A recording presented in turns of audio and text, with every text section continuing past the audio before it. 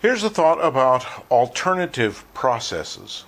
As you can tell in my hotel room here in Hangzhou, doing a little decompressing from the Lishui Photo Festival, which just ended yesterday. And I mentioned in an earlier video that I saw a fantastic exhibition of alternative processes, and I listened to several lectures from contemporary alternative process masters. And I was fascinated by the center point that they were making about alternative process, which of course was all about the process. Not unusual, I've seen this before. Not one of these photographers talked at all about the content of their images, although I'm sure they paid full attention to it.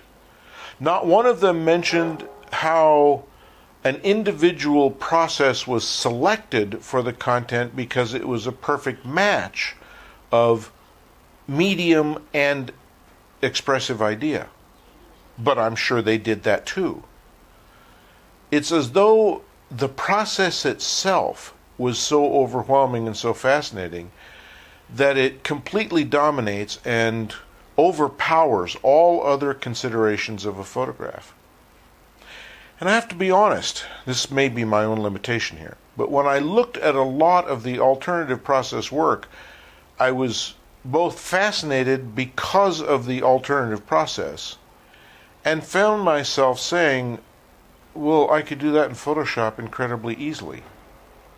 So that's discounting their work and their effort. It's discounting their sense of discovery with the alternative process. I know it's not fair, but when it's all said and done, I'm not sure the public gives a damn how we get to where we get with our photographs. What they care about is what it looks like, how it connects with them, whether or not it moves them emotionally.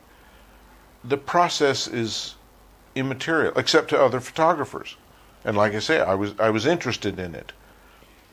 But I also found myself saying, well, that's doable in Photoshop without much fuss, without dangerous chemistry, without going down a path of alternative process that is all-consuming in and of itself. I'm sure all the alternative process photographers are going to disagree with me. That's okay. There's something there that has to do with their internal process, which I would not argue with at all.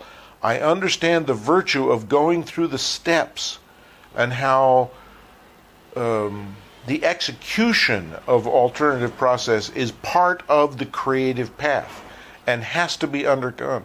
And no amount of shortcuts in Photoshop can replace it. I understand all of that. I'm just talking about when the work is done and it's matted and framed and hung on the wall, does it make a difference to anybody other than photographers that this is an obscure, difficult, archaic, ancient, chemically based, dangerous, hand-manipulated process?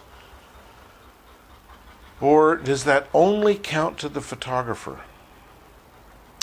Like I say, I'm fresh off the Lishui Photo Festival and fresh off hearing these lectures and seeing this work, so I have a lot more thinking to do about this, and I may completely do a 180 after I've given it some more thought. But at this point, I find myself just scratching my head and saying,